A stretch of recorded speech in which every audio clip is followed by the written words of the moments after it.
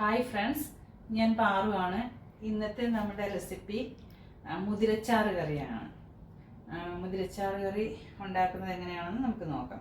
ആദ്യം നമ്മളിവിടെ മുതിര വറുത്തിട്ട് തണുത്ത് കഴിഞ്ഞ് വാഷ് ചെയ്ത് കുക്കറിലേക്ക് ഇട്ടിട്ടുണ്ട്. അപ്പോൾ ഇനി ഇതിനകത്ത് ആവശ്യത്തിന് നമ്മൾ വെള്ളം ഒഴിച്ച് അത് കുറച്ച് നല്ലതുപോലെ വെള്ളം ഒഴിക്കണം നമുക്ക്, കാരണം ഇതിൻ്റെ ചാറാണ് നമുക്ക് വേണ്ടത്. അതൊന്ന് കുറച്ച് നല്ലോണം വെള്ളം ഒഴിച്ച് ഉപ്പിട്ട്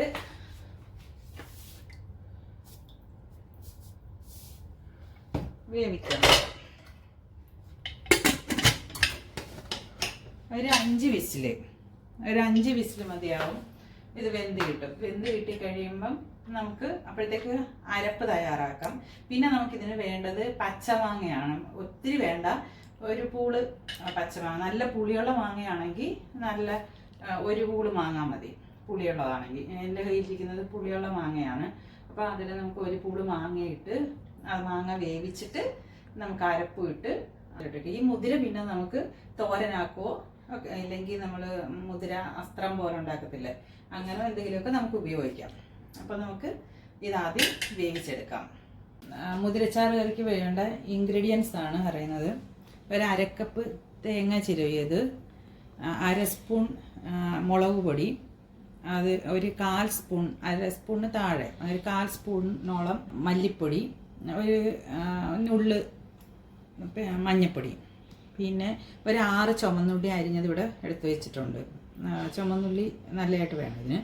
പിന്നെ കുരുമുളക്, 1 ടേബിൾ സ്പൂൺ കുരുമുളക്. അത് കുരുമുളകായിട്ട് തന്നെ എടുത്ത്, കുരുമുളക് പൊടിച്ചത് നമുക്ക് ഇടാം.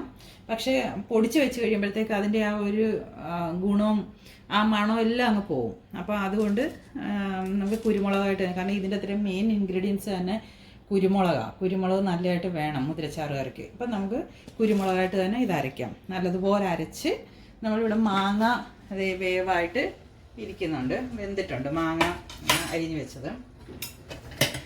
വേവാനായിട്ട് വെച്ചത്. അത് ഒരു പൂള് മാങ്ങ മതി. നല്ല പുളിയുള്ള മാങ്ങ ആയതുകൊണ്ട് ഒരു പൂള് മാങ്ങ മതിയേ. പിന്നെ നമുക്ക് മുതിര വേവിക്കാൻ വെച്ചത് വെന്തോന്ന് നോക്കാം. നല്ലതായിട്ട് വെന്തിട്ടുണ്ട്.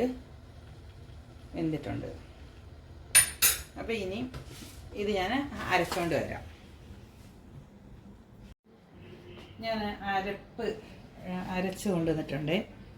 എന്നിട്ട് ഈ ഒരു രീതി വേണം അരയ്ക്കാൻ, ഈ പരുവത്തിന് അരയ്ക്കണേ. എന്നിട്ട് നമുക്കിത് ഇതിലേക്ക് ഇട്ട് കൊടുക്കാം. മാങ്ങ വെന്ത് വന്നിട്ടുണ്ട്. അതിലേക്ക് അരപ്പിട്ട് കൊടുത്തിട്ട് പിന്നെ ഫ്ലെയിം വെച്ചിട്ട് കൂട്ടി വെക്കാം.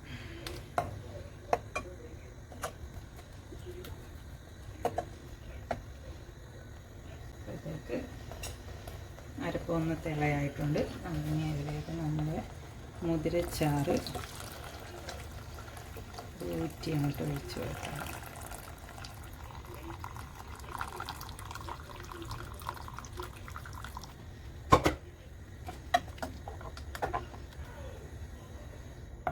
ഇതിനെ ഒന്ന് നല്ല തിളച്ച് വന്നിട്ട് നമുക്കൊന്ന് ഉപ്പ് നോക്കാം. തിളച്ചിട്ട് ഉപ്പ് നോക്കാം. എങ്കിൽ ഇത് കറക്റ്റായ ഉപ്പും പുളിയും എല്ലാം പാകത്തിനായോ എന്ന് നമുക്ക് അറിയണമെങ്കിൽ ഒന്ന് തിളച്ച് വരണം, എങ്കിലേ അറിയാൻ പറ്റത്തുള്ളൂ. അങ്ങനെ മുതിരച്ചാറ് കറി റെഡി ആയിട്ടുണ്ട്.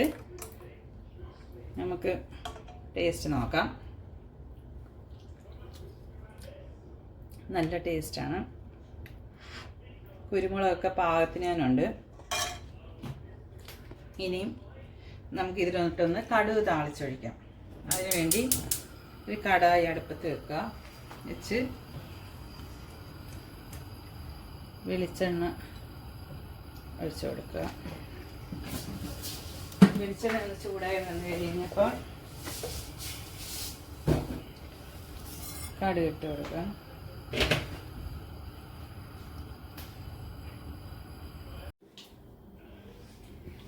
കടുക് പൊട്ടി കഴിഞ്ഞാൽ അതിലേക്ക് നമ്മൾ ചുവന്നുള്ളി ഇട്ട് കൊടുക്കണം.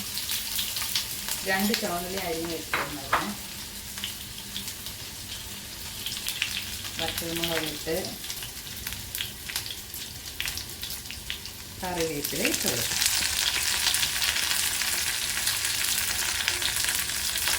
ഈ റെസിപ്പി ശരിക്കും പറഞ്ഞാൽ ഉണ്ണീസിൻ്റെ അമ്മയുടെ റെസിപ്പിയാണ്.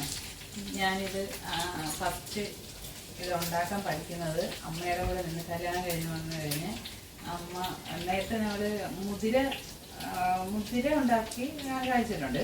പക്ഷേ മുതിര ചാറ് കറി കഴിക്കുന്നത് ഉണ്ണീസിൻ്റെ അമ്മ ഉണ്ടാക്കുന്നത് കണ്ടിട്ട് അടുത്ത് നിന്ന് അന്നാണ് ഞാൻ ഫസ്റ്റ് കഴിക്കുന്നതും അതുണ്ടാക്കാൻ പഠിക്കുന്നതും അമ്മയുടെ കൂടെ നിന്നാണ്. അപ്പോൾ അങ്ങനെ ഇത് ഉണ്ണീസിൻ്റെ അമ്മയുടെ റെസിപ്പിയാണ്.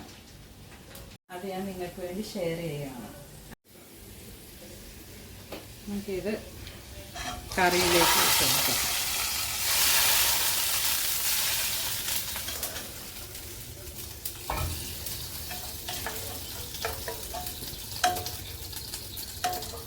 അങ്ങനെ നമ്മുടെ മുതിരച്ചാറ് കറി റെഡി ആയിരിക്കുന്നു.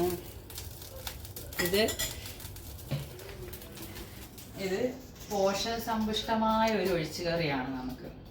നമ്മൾ നാട്ടിലാണെങ്കിൽ മഴക്കാലമായി കഴിഞ്ഞാൽ നമുക്ക് രാത്രിയിൽ കഞ്ഞിയും മുതിരയും ഒക്കെ ഉണ്ടാകുമല്ലോ. അപ്പോൾ ആ സമയത്ത് നമുക്ക് മുതിര ഈ ചാറ് എടുത്ത് വെച്ചാൽ പിറ്റേന്ന് ഉച്ചക്കലത്തേക്ക് നമുക്ക് ഒഴിച്ചുകറിയായിട്ട് നല്ല ഒഴിച്ചുകറി ഉണ്ടാക്കാൻ പറ്റും. നല്ല എരിവുമൊക്കെ ഉള്ളതുകൊണ്ട് എല്ലാവർക്കും ഇഷ്ടമാവും.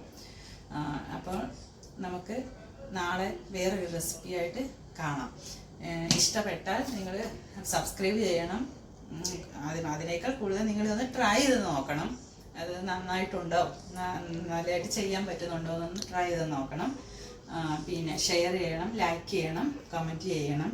പിന്നെ ബെൽ ബട്ടൺ പ്രസ് ചെയ്യണം. എങ്കിൽ മാത്രമേ നോട്ടിഫിക്കേഷൻ നിങ്ങൾക്ക് കിട്ടുകയുള്ളൂ. അപ്പോൾ ബൈ ബൈ.